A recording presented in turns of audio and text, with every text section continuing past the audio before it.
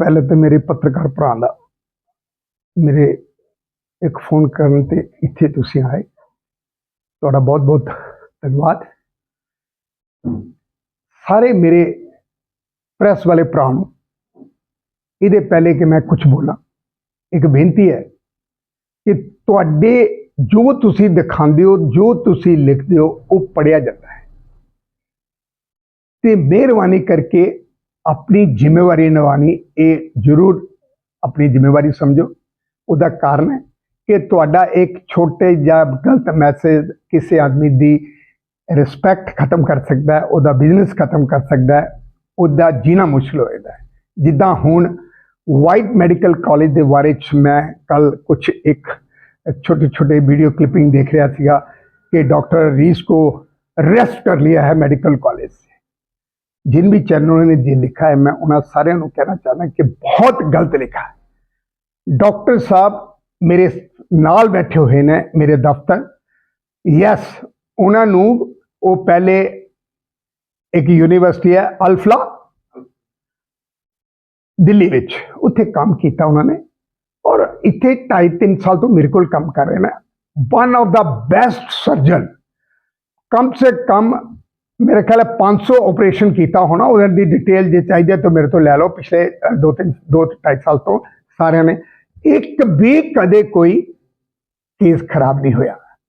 अगर कोई इदा का बंदा होए और उहदे ते इदा दी एलीगेशन लगे, नाले कॉलेज नूं बदनाम करने वाली गल होए, तो मैं पत्रकार भरा नूं बोलांगा जब तक तुहाडे कोल ऑथेंटिक डॉकूमेंट नहीं है, ये होड़ च नहीं पै जाओ कि इन्हें लगाया मैं भी लगाना, नहीं इदा नहीं करना। अज के बाद मैनूं पूरी उम्मीद है कि तुसीं मेरी ये प्रार्थना स्वीकार करोगे। और मैं तुहानूं क्लीयर करना चाहना कि डॉक्टर साहब नूं सिर्फ क्वेश्चन करने वास्ते, डॉक्टर साहब मेरे तो पहले 2 साल इन्होंने काम किया है अल्फलाज यूनिवर्सिटी दिल्ली च, कोविड के टाइम भी उत्थे ही सीगे। तो नैचुरली जो नाल होंदे तो किसी को कोई नंबर होए गल होए, उहदी इंक्वायरी तो होंदी है, तो इंक्वायरी वास्ते लैके गए और इंक्वायरी करके बे ड्यू रिस्पैक्ट तुहाडे सामने कोल बैठे हुए ने, कोई अरेस्ट नहीं होया। और जिथों तक wide medical college and hospital का सवाल हैगा, इत्थे कोई भी डॉक्टर का रिक्रूटमेंट होंदी है या इत्थे रखा जाता है तो नैशनल मैडिकल कमीशन नूं इमीडिएटली इनफॉर्म किया जाता है। वो गौरमेंट ऑफ इंडिया की एजेंसी हैगी है कि ये डॉक्टर साहब इत्थे काम ते आए ने, उन्होंने इंटीमेट किया जाता, उसके बाद इत्थे उन्होंने अपॉइंटमेंट लैटर दिता जाता है ते पूरा नीट एंड क्लीन होंदा है। कोई भी बंदा जेड़ा भी कोई बैकग्राउंड खराब होंदी है उन्होंने रखा नहीं जाता। ते रेस्ट श्योर कि जेड़ा भी इत्थे डॉक्टर हैगा वो properly verified clear by the agency इत्थे काम कर रहा है। सैकेंड, मैं स्वर्ण Salaria chairman white medical college and hospital assure करना सारे परिवारों को जेड़े जेड़े मैनू देख रहे हैं, जिन्हां जिन्हां ने वाइट मैडिकल कॉलेज के बारे जो सुनिया, मैं फ्रीडम फाइटर का बेटा, देश वास्ते असी जान देने को तैयार हाँ। देश विरोधी कोई गल होएगी किसी सूरत से वो कदे भी इंटरटेन नहीं की जाएगी। तो मैं यकीन नाल कहना कि मेरे नाल डॉक्टर रीस बैठा हुआ है, one of the most sincere ईमानदार वर्कर। मैं एक डॉक्टर प्रोफैशन मैनू मिलिया। आई प्रे ऑलमाइटी कि इन्होंने साड़ी सेवा में इदा ही कंटिन्यू रखन। पत्रकार भरा दोस्तों सारे एक बार हाथ जोड़ के बेनती है कि कोई गलत खबर ना लगाना, क्योंकि वो हर्ट करती है, रेपुटेशन खराब होंदी है कॉलेज की भी, डॉक्टरों की भी, और तुहानू भी चंगा नहीं लगेगा जदों तुहाडी कोई गलत खबर तुसीं लगाई होंदी है। तो इसके अलावा डॉक्टर साहब तुहाडे कोल बैठे हुए हैं, मेरी तरफों इन्ना ही हैगा कि देयर इज नथिंग रॉन्ग। कोई किते किसी किस्म की इदा का कोई लिंक टेररिस्ट नाल या कोई इदा, मैं इदा की गल होंदी मैं चक के पहले डॉक्टर साहब को लटका देना ही कि भाई चको अंदर करो इनू, ठीक है ना। मेरे लोकल पुलिस अथॉरिटी ने बोला कि नहीं नहीं सलारिया जी इदा की कोई गल नहीं है। क्वेश्चनिंग वास्ते बॉम्ब ब्लास्ट होया सीगा जदों इत्थे पठानकोट पाकिस्तान ने अटैक किया था। जिन्हें कॉन्ट्रैक्टर इत्थे काम करते सी एयरफोर्स, सारिਆਂ ਨੂੰ 6 महीने लगातार रोज क्वेश्चनिंग वास्ते बुलाया जाता ही, जदों तो किसी ने कुछ नहीं लिखा, क्योंकि जिथे सलारिया आ जाना है, जिथे वाइट आ जाना है, सारी खबर हो जाती है। हाथ जोड़ के लास्ट बार बेनती है, ये दोबारा नहीं होना चाहिए, क्योंकि मैं ਆਪਣੀ ਸੋਸਾਇਟੀ ਨੂੰ ਜਵਾਬਦੇਹੀ ਹਾਂ। ਮੈਂ ਆਪਣੇ ਕਾਲਜ ਦੇ ਲੋਕੀ ਜਿਹੜੇ ਕੰਮ ਕਰ ਰਹੇ ਉਹਨਾਂ ਨੂੰ ਜਵਾਬਦੇਹੀ ਹਾਂ, ਔਰ ਮੈਂ ਤੁਹਾਡਾ ਵੀ ਜਵਾਬਦੇਹੀ ਹਾਂ, और तुसी भी मेरे जवाबदेही हो अगर कुछ गलत करो। ये मैसेज जरूर मेरी सोसाइटी को दूंगा।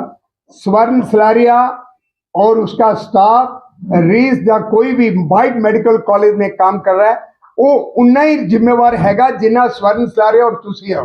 असी देश के खिलाफ, साडी सोसाइटी के खिलाफ कोई बंदे की हिम्मत नहीं है, जरूरत नहीं है कि कोई गलत काम कर जाए। असी देश वास्ते जिए, देश वास्ते मरांगे, कदे किसी का आंच नहीं आएगी किसी से। बेनती यही है सारे परिवारों कि गलत खबरों पे यकीन मत करो और गलत खबर पब्लिश मत करो। बहुत बहुत धन्यवाद, नमस्कार।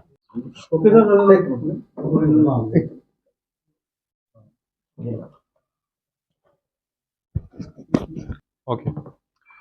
First of all, good afternoon, everybody. Myself, Dr. Rais. I am here associate professor in White Medical College, almost from 2 years. And should I continue in English or? Okay, ठीक है। तो आगे मैं ये बताना चाहता हूँ कि यहाँ आने से पहले मैं दिल्ली में काम करता था। वहाँ हमदर्द इंस्टीट्यूट, हिमसर बोलते हैं उसको, Hamdard institute of medical sciences, that is number 1 private medical college in Delhi. There also I was associate professor as well as head of the unit in that college. Hindi sorry, वहाँ मैं हेड ऑफ द यूनिट भी था और साथ में warden भी था मैं वहाँ पे, ठीक है। लेकिन उससे पहले, वो कॉलेज ज्वाइन करने से पहले मैं अल्फला में था। तो लगभग तब से 3.5-4 साल मान लो हो जाते हैं, 3-4 साल। तो 3-4 साल पहले मैं अल्फला में काम करता था एज असिस्टेंट प्रोफेसर। तो जो असिस्टेंट प्रोफेसर से वहाँ मैंने छोड़ दिया लगभग अक्टूबर में, 2022 में 2022 में। तो 2022 में वहाँ छोड़ दिया अल्फला यूनिवर्सिटी जब मैं फिर दिल्ली गया। तो शॉर्टकट में ये बताऊंगा कि उस टाइम कुछ महीने पहले जिनके ऊपर ये इल्ज़ाम लग रहा है वो वहाँ पे आए और उन्होंने ज्वाइन किया। And they were very junior to me and not in my department, they were in other, दूसरे डिपार्टमेंट में काम कर रहे थे। जैसे एमरजेंसी में था, वो फिजिशियन था, आई एम ए सर्जन। तो कुछ महीने थे वहाँ पे।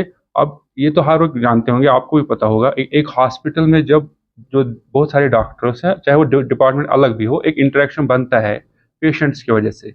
एक पेशेंट उनके पास होता है इमरजेंसी में, तो वो कॉल करेंगे कि ये सर्जिकल पेशेंट है, आके देख लो, ठीक है। या दूसरी तरफ से फिजिशियन की जरूरत पड़ती है, वो कॉल करेंगे मुझे कि आके देख लो। इस तरह नेचुरली सब डॉक्टर्स का आपस में इंटरेक्शन कंटिन्यू रहता है, इसमें कोई डाउट ही नहीं है। तो वो इंटरेक्शन उनके साथ था इतना, मतलब that was a professional interaction, वो तो होना ही था। तो लेकिन क्या है कि चूंकि इतना बड़ा इंसिडेंट हुआ, इतना बड़ा सान्या हुआ, पूरे देश के लिए खिला देने वाला सान्या है, तो इस वजह से ये ज़रूरी है कि हर एक से क्वेश्चनिंग की जाए जो भी इसके रिलेटेड है। इवन इफ मैंने 3-4 साल पहले छोड़ दिया, तब भी उनके लिए ज़रूरी है कि इन्वेस्टिगेट तो होना चाहिए, क्वेश्चनिंग होनी चाहिए रिगार्डिंग दैट। और दैट इज़ वाई कि उन्होंने इस वजह से मुझे वहाँ पे क्वेश्चनिंग के लिए बुलाया। और क्वेश्चनिंग जो भी हुआ, वहाँ मुझे बहुत ज़्यादा रेस्पेक्ट के साथ उन्होंने रखा। अब जहाँ वो खुद बैठे थे उससे ज़्यादा फैसिलिटीज़ और बाकी प्रोवाइड की, और हर चीज़ में जो भी मैं बोलता था वो प्रोवाइड होता था। तो उसके बाद जब सुबह मॉर्निंग, चूँकि हम लेट पहुँचे वहाँ पे, अदरवाइज़ वो शाम को ही सब क्लियर करने वाले थे। लेट पहुँचने की वजह से उनको ये हुआ कि सुबह हम अब क्वेश्चनिंग करेंगे। तो क्वेश्चनिंग करने के बाद ही, कुछ टाइम के बाद ही उनके हेड ने बोला, आगे से इसका कोई क्वेश्चनिंग नहीं करेगा, हो गया क्लियर सब कुछ, अब कुछ भी नहीं है ऐसा, इनका सिंपल फ्री कर दो, इनका सब कुछ क्लियर है। लेकिन ज़रूरी है कि एक मेडिकल बनाना पड़ेगा और हैंडओवर करना पड़ेगा। एक हैंडओवर के लिए मुझे फिर किसी रिलेटिव को बुलाना था, जिसकी वजह से टाइम लग गया, और फिर मेडिकल कराने में थोड़ा सा टाइम लग गया, जिसकी वजह से थोड़ा आप कह सकते हो दिन का कुछ टाइम उसमें गुजर गया। अदरवाइज मॉर्निंग में ही ऑलमोस्ट उन्होंने क्लियर कर दिया था। तो इतनी स्टोरी है, इसके अलावा कुछ नहीं। और उन्होंने क्लियर बताया कि अब हमारी तरफ से कुछ भी नहीं है, हमने बिल्कुल क्लियर कर दिया आपको, आप जा सकते हो। उनके साथ कोई इंटरेक्शन कभी उसके बाद पोस्ट लीविंग द अल्फा लेने के बाद ऐसे कोई इंटरेक्शन मुझे साथ किसी व्हाट्सएप चैट पे कभी कुछ नहीं हुआ, ऐसे मैसेज कभी नहीं हुआ, कभी मैं उनसे मिला नहीं हूँ। वो यही चाहते थे, असल क्वेश्चन ये थी, क्या उसके बाद कभी आप मिले हो कहीं पे आउटसाइड, या कश्मीर में कभी मिले हो, या वो कभी और जगह आप दिल्ली गए, दिल्ली में था ना मैं कुछ टाइम के लिए, वहाँ कभी आए हो आपके पास मिलने के लिए। और ऐसा बिल्कुल भी कोई कांटेक्ट नहीं कि मैं इनके साथ कभी मिला हूँ, या कभी हमारे कोई आउटसाइड कोई वो मुलाकात हुई, या कोई और मैसेजेस के जरिए आपस में कोई कांटेक्ट हुआ, कुछ भी नहीं हुआ था ऐसा। बिल्कुल, मुझे लगता है जो सर चेयरमैन सर ने आपको बोला ना, इससे अच्छी मैसेज कोई नहीं है। अगर आपको लगता भी है कोई कि इस तरह की मैसेज है, उसको पहले पूरी तरह से ऑथेंटिकेट करने के बाद ही उसको आगे चलाओ। ये सिंपल मैसेज या कोई खबर देना, सिंपल खबर देना, उसमें देखो आप फैमिली इन्वॉल्व होती है, मैं इन्वॉल्व होता हूँ, मेरे बच्चे हैं, कल को वो स्कूल जा रहा है, अब लोगों में तो डाउट पैदा होगा ना। अब इस न्यूज़ की वजह से मैं तो मार्केट भी नहीं जा सकता, पता नहीं लोगों में क्या चल रहा होगा। मेरा बच्चा यहाँ स्कूल में पढ़ता है, मुझे अब ये डर लग रहा है कि पता नहीं स्कूल वाले हमारे बारे में क्या सोचते होंगे। तो इसलिए आप सोचो ना क्या बीतेगी उस शख्स पर कि जो फजूल में अगर इस तरह की न्यूज़ फैले। एक होता है अगर इन्वॉल्व है, ऑथेंटिक न्यूज़ है, फिर आपको जो बताना है आप बताओ। लेकिन जब आपको पता है भी ऑथेंटिक न्यूज़ नहीं है, ऐसा कुछ है ही नहीं, हो सकता है ऐसा हो ही नहीं हो, तो तब तक मुझे लगता है एक बहुत बड़ी जर्नलिस्टिक रिस्पॉन्सिबिलिटी है अदरवाइज भी ऑल्सो, कि जब तक ऑथेंटिक न्यूज़ ना हो तब तक इसको आगे नहीं फैलाना चाहिए। और आपको पता है हवा में फैल जाती है, एक बार हो गया तो पूरा हवा की तरफ फैल जाता है। तो इतनी रिस्पॉन्सिबिलिटी तो एक जर्नलिस्ट को होना चाहिए। ये मेरी तरफ से एक रिक्वेस्ट है।